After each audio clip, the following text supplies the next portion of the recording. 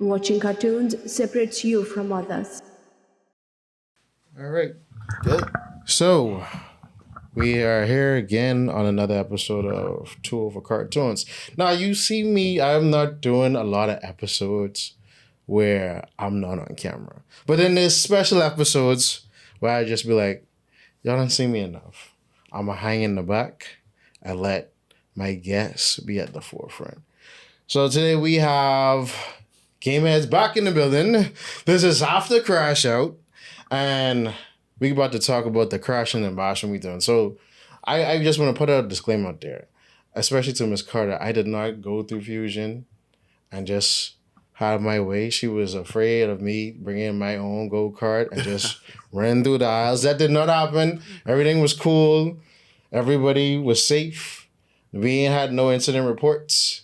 And hopefully we can all do this all again. 9, 8, 7, 6, 5, 4, 3, 2, 1, fire! Watching cartoons separates you from others. But welcome, guys. Please introduce yourself. Dre Foster. I'm the director of Gameheads. Jeffrey Pierce, the competitive manager. So you're Jeffrey. Yeah. I've been trying to figure out because it's like you, of course, you grew up on like the Fresh Prince of Bel-Air and things like that. And every second is Jeffrey. I'm like, Yeah. Jeffrey. It seems like Jeffrey always has whatever you need. Jeffrey has it. Yeah. That's the case. That's pretty much the rule. So let's just start off with the first thing. So now we've been really prepping for Crash Out for the last like 6 months. Yeah. Yeah, because I remember y'all reached out to me, I think November, December, or was it January? It was the very end of January, very beginning of Yeah. February when we reached out. Yeah. All right. And from then I was like, all right, well, because obviously me and you went over, Drake, went over the concepts. Yeah. And I wanted to say, I had something big. Because I was ready doing something to where, especially with the character Luigi on my homie hero side, and I was like, when you came with us, like, oh, this is a perfect tie-in. We were to have like a whole Vibes Cartel release from prison type of thing. Coming out the limo, big press conference, and be like, yes, I've been locked, I was falsely accused, and now I crashed and now boom, boom, boom. But they was like, that might be a little bit too serious for the kids. So I was like, all right, rework the idea. Send it back. Y'all okay? And I was like, all right, ready to roll. So, obviously, life happens. I had to wait for like 2 months because I think we were supposed to start promotion like March 15th. Because on Mario Day. That was the target. We didn't hit it. It was like we pushed past it just because there was a lot of logistical stuff on the back end that we had to figure out before we were really ready to go with promotion. But hey, when we had started with you guys, we went full force, right? So the promotion, the videos that you guys did, you and Kiki, Squiddy, Kuma, and the rest of the cast, you guys did a really, really good job in pushing this out as, fast and powerful as possible. Yes, because I would have conversations with Carter, and she would be like, yeah, people would see this stuff. And then I got stopped in the grocery store. Oh, you want to know about gaming? Talk to them. Oh, that's your event at Fusion. I'm like, bro, I'm just the hired helper. I ain't running nothing. They just say, yo, come do this. And I was like, hey, I'm going to do whatever so they get their money's worth. So if I got to pull up in a cart, because everybody was trying to figure out where you get this cart from. And I'm like, I was like, I had that from like last year. But when Dre was like, yo, we doing Mario Kart and that, I'm like, okay, perfect. I already know what I'm about to do. So, and I feel like promotion-wise, it was super effective. The people saw, they was inquisitive. Even to the event, people was like, what's going on? Let's come over. And so y'all speak to that, the interest, especially compared to Inferno.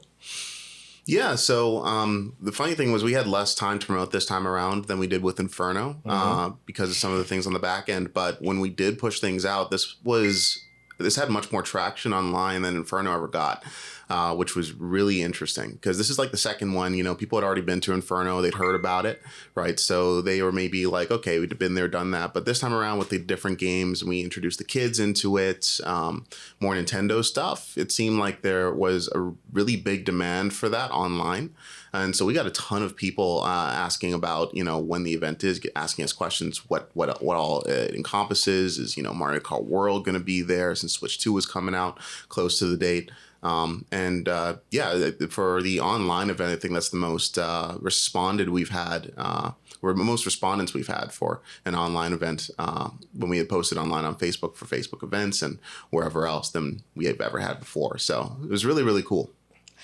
Yeah, because I think our conversation in the last year with me and Charisma was, you know, trying to figure out, and I think me and Eddie had this conversation years ago, figuring out what fandom has the most support to where the event it becomes feasible, because you don't want to pick a title with no one plays and no one have no interest in. So you want to feel out the different communities to be like, who will come out to support.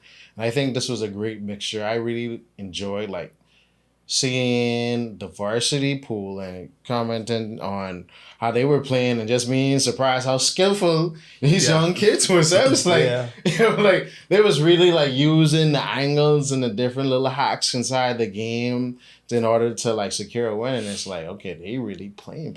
Yeah, some of the kids beat the adults, right? Because we were able to get, you know, let's say like the top 2, top 3 from the varsity end to move into the pro circuit. And they were beating some of the adults. It was crazy. We weren't expecting that they were going to be as good as they were. So, you know, that just goes to show you that there's a lot of Bahamian talent. It was a good experience for them too.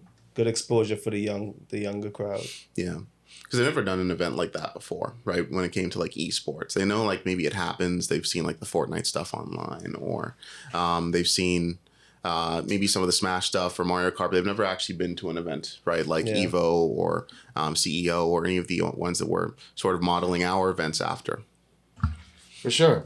Because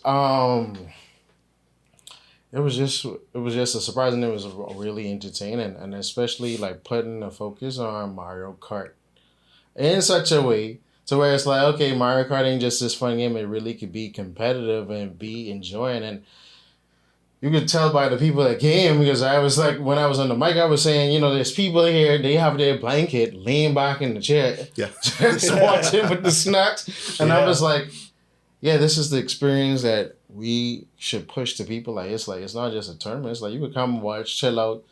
I kept on saying it, hot outside. Yeah, like you could come, relax if you want to go to sleep, because I see people sleeping, eat, you know, chill out for a couple hours and enjoy yourself. It was almost like a little NASCAR. They was there so long. But it was awesome. Yeah, for sure. So now let's talk about the Piece of Resistance, the Smash tournament. That was super engaging. And what me and my cousin was realizing was 4 years ago, Corn Beef actually, Corn Beef was a champion of the Island Royale. When it was? It was like late 2021. 2021 or 2022. Yeah, one of those. Yeah, and I remember he was playing with Ryu, and the other person who he beat was the Minecraft character. Yeah. I was like, 4 years later, he was like, no, I didn't figure out from 4 years, this ain't happening no more. So it's just like realizing and seeing, being around long enough to see those storylines develop, like, okay, how different players mature their games. And like, it's like, okay, this might have worked in the past, but I already figured out this character and how to play you. Mm-hmm. Yeah, for sure. It's cool to see like how the meta develops, like here in the Bahamas. You know, you'll see the tier lists online for like, you know, American Smash or Smash in Japan or wherever else, right? And they'll generally be homogenous. Like these are the top tiers, these are the mid tiers, these are the high tiers, right? That kind of changes with the community down here because it's so close knit and these players play with each other so often, where some of the kinks and like the armor of like certain top tier characters just don't work against some of the other players down here. So you'll see more variety of players, like a Little Mac, you know, that Speedy was playing yesterday. That was really, really explosive. Yeah. Or even like in the finals, right? We saw Sora pop out, which was we had it was really unpredictable. Yeah. Like, you know. Yeah. Yeah, and I think that camaraderie sort of helps to develop everybody because it's like, okay, if I'm playing you, and just like the corned beef example, it's like, okay, I've been playing you for at least 5, 6 years. Yeah, you beat me 4 years ago, but I didn't figure it out because we continuously played and trying to better each other, and then now it's just the next step is just going away and testing our skills against international competition, and which obviously the game heads and then the greater BAME and BESF sort of pushes for BAME and gamers to go and test their skills against international competition. Yep.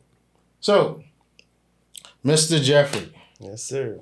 Let's talk about these kids. Because I see, okay, while the main event was going on, I saw that you was managing the 2K play outside when they was playing, I think Brawlhalla, and then I guess some other free play because some people was playing Naruto and other games. Yeah. So talk to us the importance of having more of the youth there, the under varsity there, as well as having, their supportive parents being there 8 hours, 9 hours, 10 hours, all the step of the way. Yeah, so when we got the group together, just kind of go back to the origins of Game Heads. We was the 3 organizations, and the one that I was the head of was the Bahamas National Esports League. So when that organization came into existence, the purpose of it was to get organized esports developed in the Bahamas. And when we took a step back and looked at it, we realized that esports was kind of still in its infant stage in the Bahamas. It wasn't really any organized teams. You maybe had 1 or 2 people that tried to start the teams, but instead of performing like a team, everybody was still kind of acting like a tournament organizer. Like the structure wasn't there in order for them to be just an esports team, right? So, and the BESF wasn't even established yet when we had started to develop things. So we kind of had to assess everything that was going on nationwide and figure out how we was going to set up the foundation for what we knew was happening in other countries already.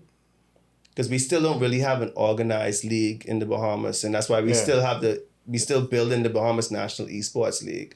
So it's kind of hard to get those teams developed with the older players who already kind of established, right? And some of them at the age now in esports, when you 25, almost going into your 30s, you're almost at the end of your career, right? So we kind of took a step back and said, it's better if we start to develop the player from a younger age.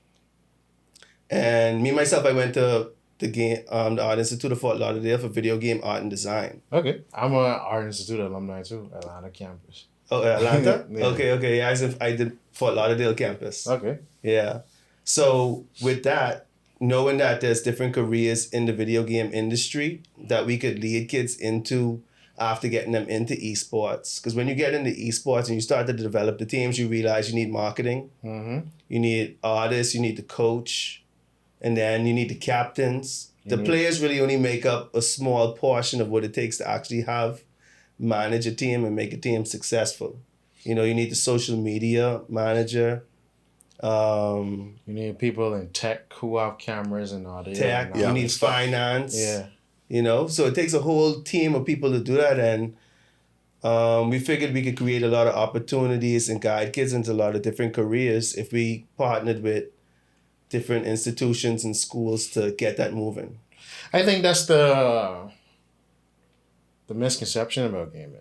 Because they think it's only about just the game. So like, okay, I use myself an example.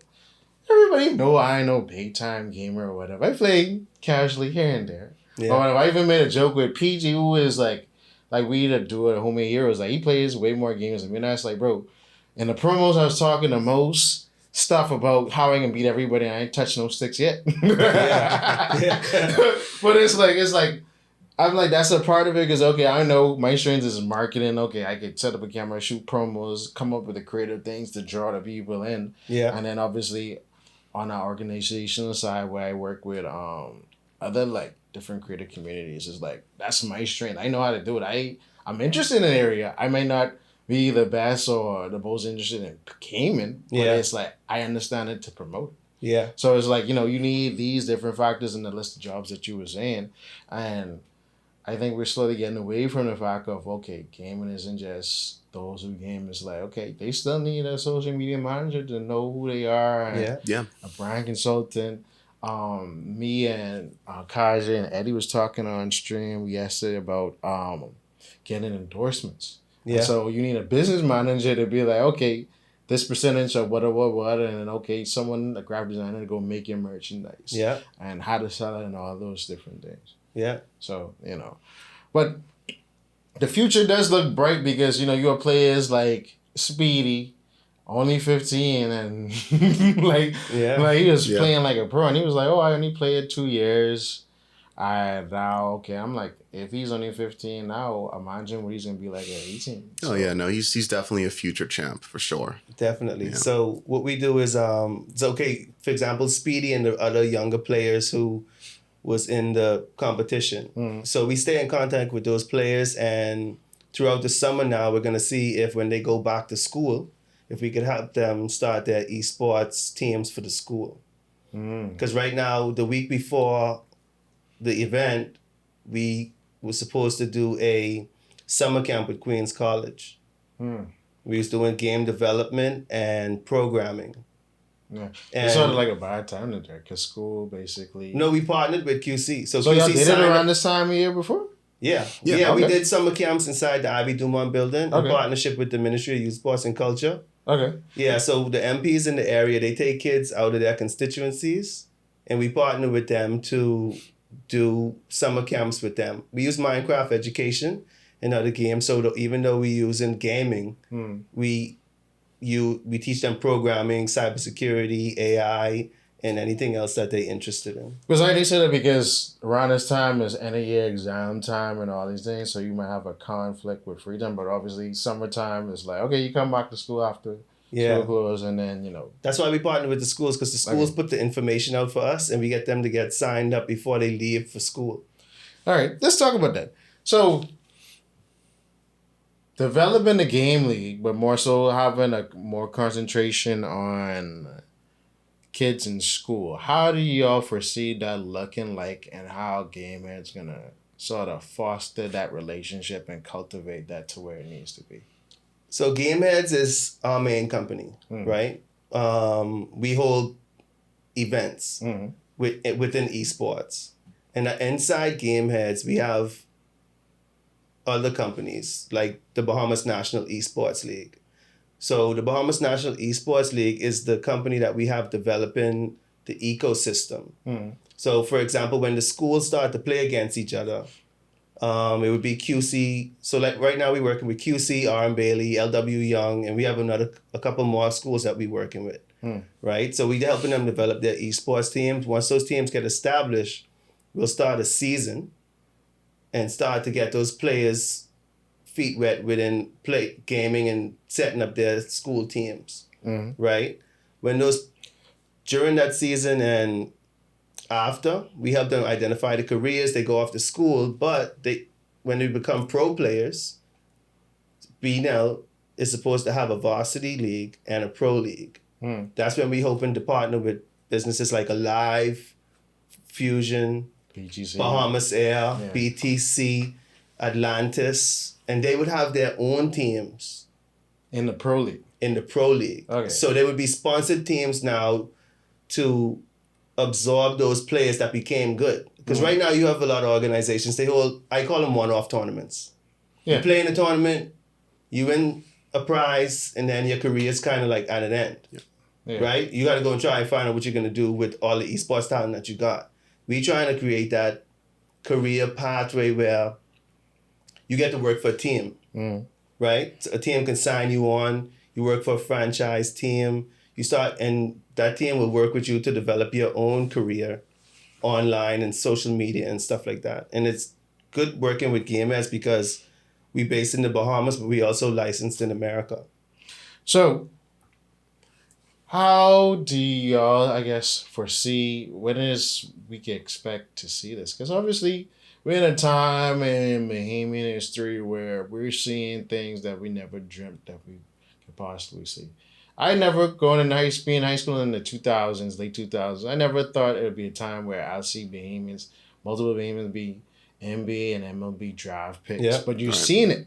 You never thought you would see a Bahamian on the moon or go up into space in the stratosphere and come back down. But you're Exactly. seeing it. Scientists, skiing, whatever you can think about, we Yeah. doing it.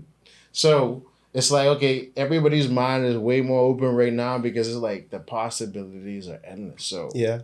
what's the timeline on sort of getting this? I guess seeing a first prototype of it all. To be honest, all they have to do is call us, and we can make it happen. You know, if BTC was to get on the phone and say, "Hey, we want an esports team," GameHeads would be in there next week making it happen, and we'll start the meetings next week. Yeah. Same with Fusion, same with Atlantis.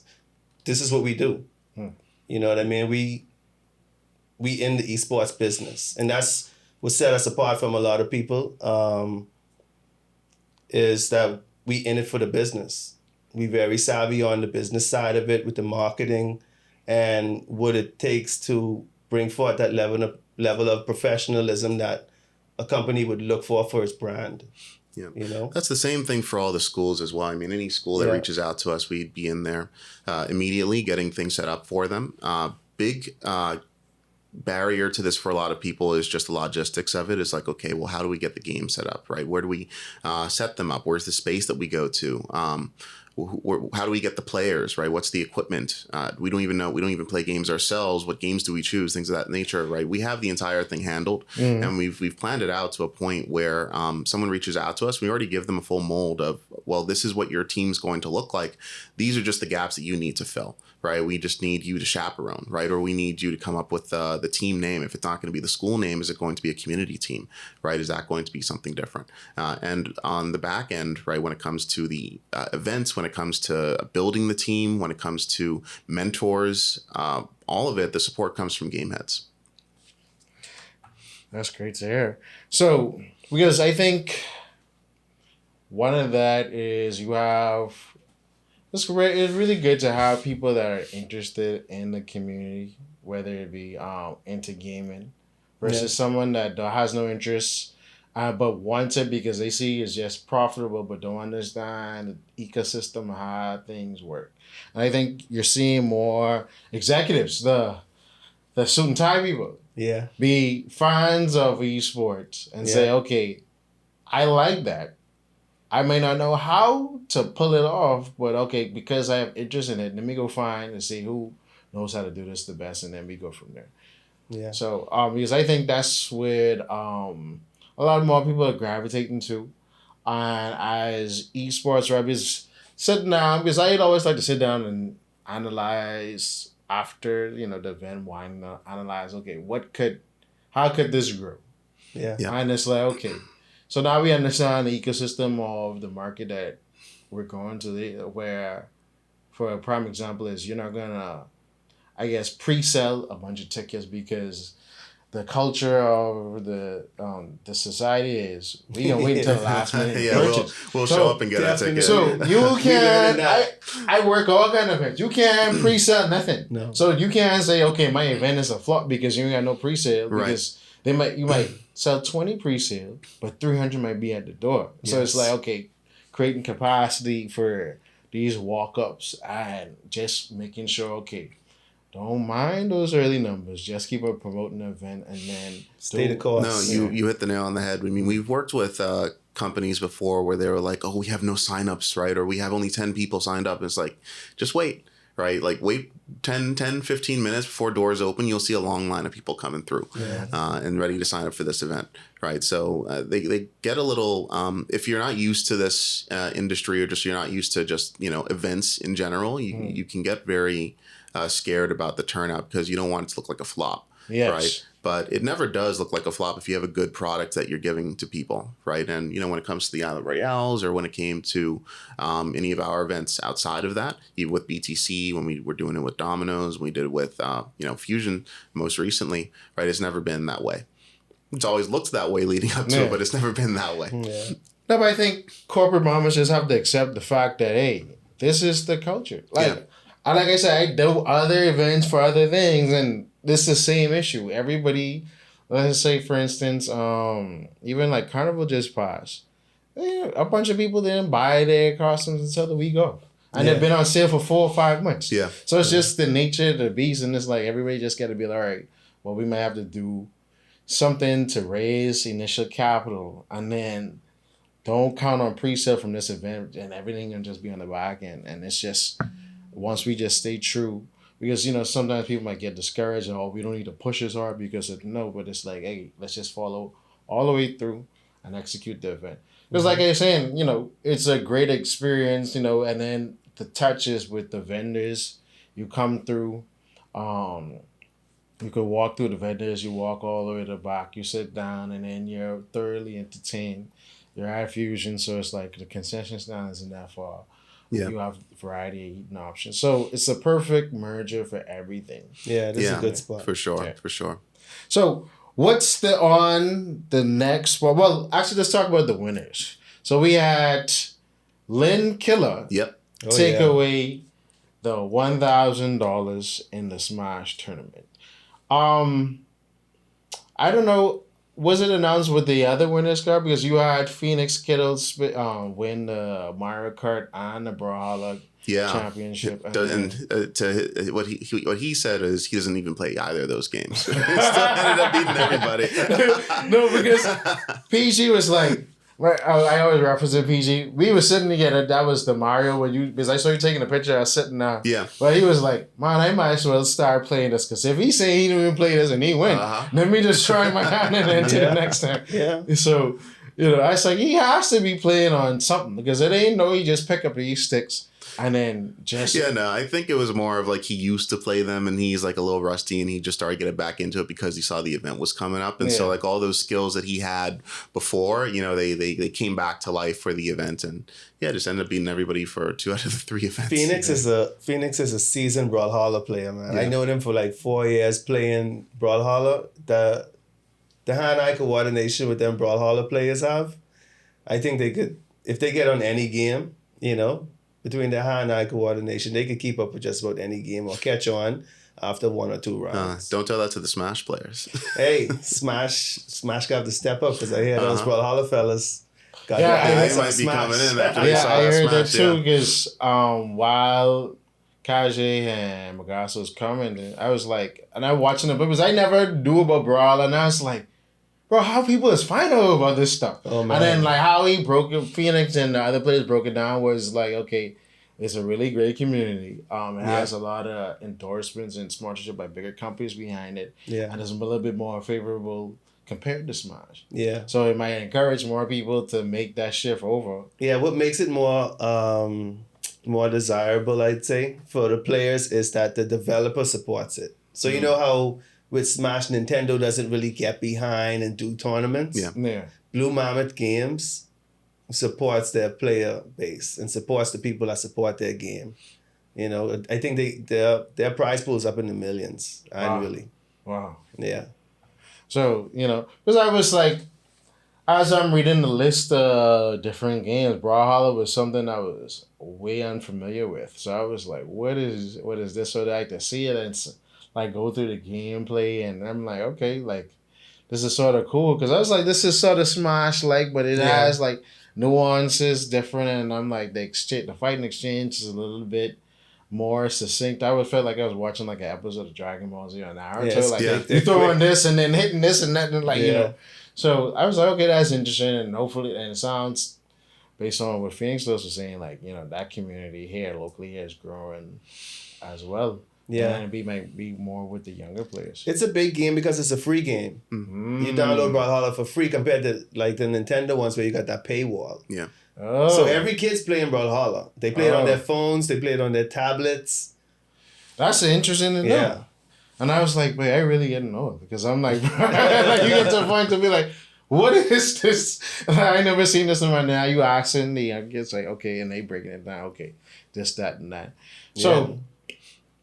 You know, so I guess that was y'all whole thinking behind including Brawlhalla inside Yeah. of the list of games. Yeah, what we tried to do was, we know Nintendo has that brand identification with everybody. Mm-hmm. You know, when they see Nintendo, they're like, oh, it's video games. Yeah.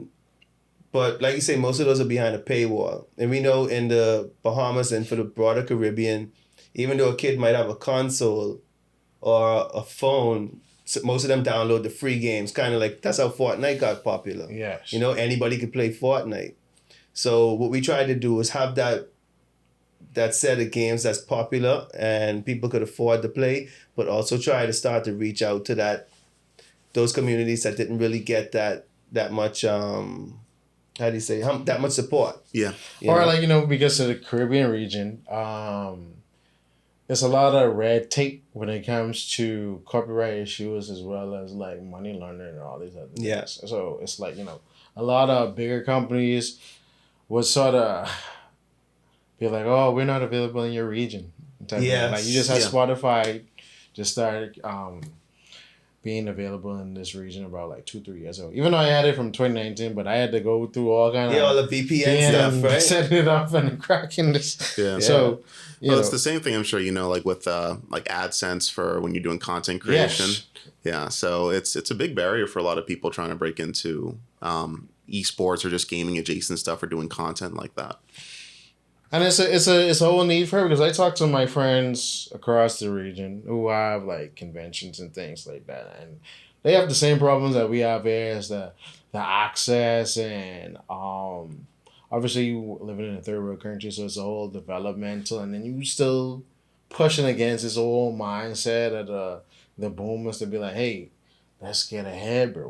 We want to push things forward, and these things are viable, but then y'all only want to celebrate when someone becomes successful when they move to a first world country, and then you see they blow up, and now everybody want to be behind it. So, Yeah. you know. Oh boy. So what's next on the calendar for Game Edge for 2025? Well, we're headed to Evo in August, right? So that's a little bit of a break. It's been super draining, this trip. We thought we were gonna have like a little vacation, a little work trip, right, prior to the event, but dude, I'm tired. Yeah, because I'm so tired. literally I've been going from like 9 Yeah. in the morning until like almost midnight. Yeah. So And not just like, you know, the last 2 nights, right? Yeah. It's like been a lot of troubleshooting in the theater all day at Fusion, right? Getting other things done for the event. So much less of a vacation trip than we thought we were going to get. So Evo is going to be really nice. That's One for good. networking, right? Trying to get people to see like the ecosystem that we're building down here in the Bahamas, and, you know, see how they can become a part of it. But also, you know, for us to, you know, have a good time over there with, you know, the games and doing something we like to do. Yeah. For sure. Is there gonna be? Because I think, is Inferno coming back this November? Yeah, Okay. yeah, we're doing Inferno again this November. Yeah. Okay. So it's confirmed. It's not a secret. I didn't Yeah. expose it. It's confirmed. It's like, you know. So this is the distinction question I wanted to ask Noah. What's gonna be the distinction between an Inferno event and a Crash Out event? So the Because obviously, now that Crash Out has happened, it's an identifiable brand. Yeah. And then Inferno is an identifiable brand. So now it's like, okay, how we can make some delineation between Yeah. the two.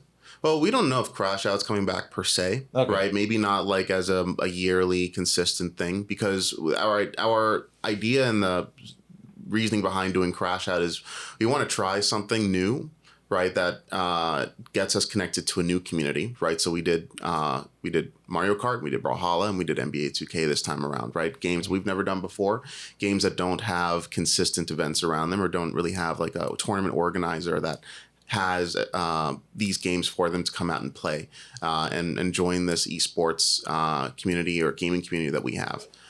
Inferno is the mainstay for sure, because that's what we want to make, what we like to call like the Evo of the Caribbean, right? So what we want all the fighting games there, right? We want to make it as big as possible, continue to build upon it game after game after game, right?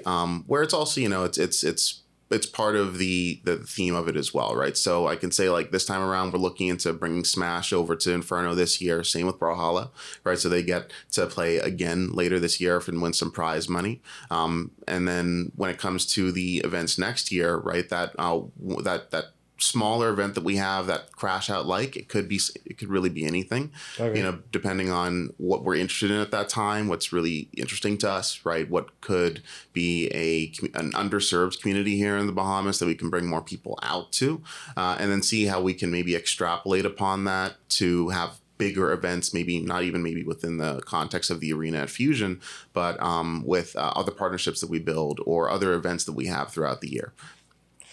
Because you brought up 2K, which is something I was wondering, what if, there was a 2K tournament, would that bring out a huge crowd?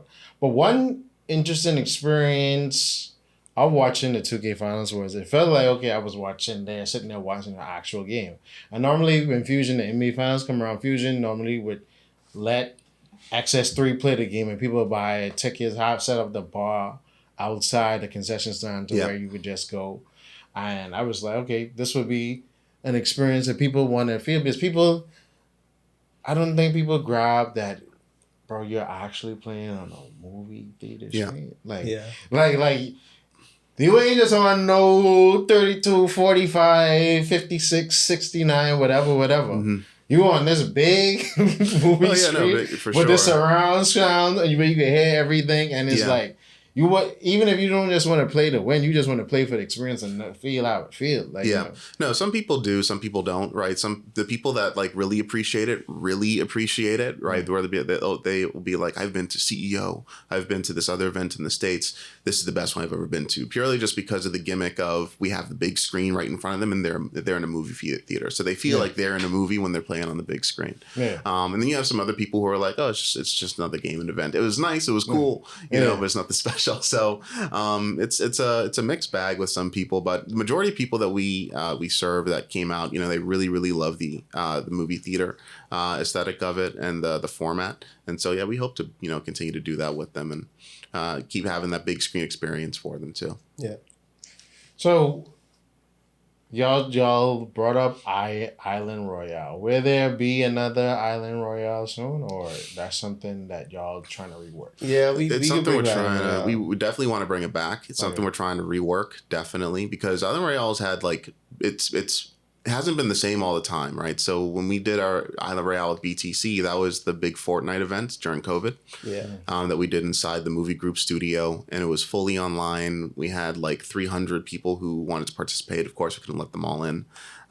And it was this, what was it, 2-3 days? I can't remember exactly. It was 3 days. Yeah, it was 3 days that we were in the studio, and that was super cool experience. It was awesome. Yeah. And the kids loved it because it was a lot of kids. It was a free event too, right? Because it was fully sponsored by BTC, and that's when the PS5 had just come out, and we had gotten a hold of one of them. Yeah, so we did the PS5 and the Xbox One for, it was first and second place.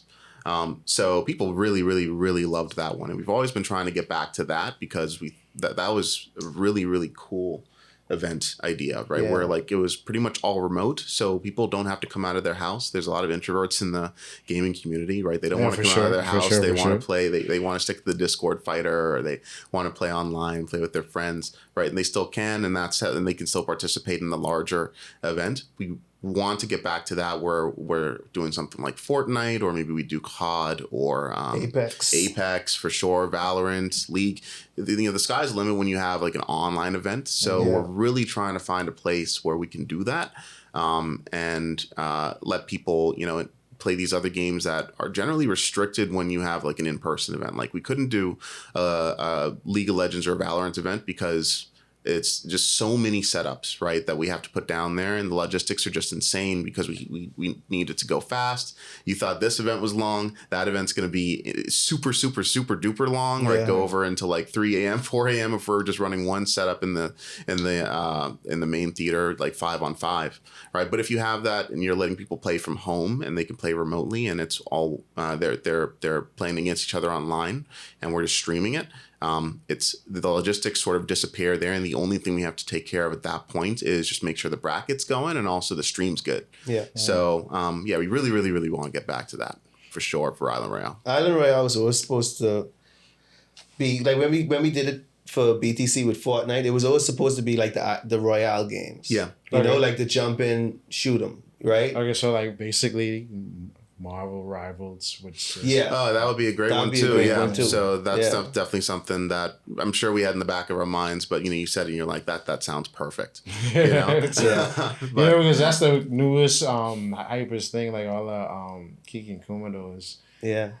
played it all the time. They've been asking too. Yeah. The community been asking us to do more rival stuff. Yeah, for sure. We did like 2 events with just casual, but even the international guys been asking us to keep doing them because we had a bunch of guys jumping from Trinidad who wanted to play. They say they got their team ready to go. Oh yeah, for sure. And that's also like the other cool thing about doing it online is it's not just now locked to the Bahamas. You have like the entire Caribbean being able to play if you want to region lock it. Yeah. Or the entire world if we just wanted to keep it open for everybody. All right. So, any last words, my friends? I know. Y'all, I think y'all leave tomorrow. Yeah, I leave tomorrow. I'm heading to He's here, Eleuthera. yeah. Oh. And I'm going to throw a little tournament down there for the local kids too when I get down there. Okay, nice. Yeah. But this has been a very amazing experience.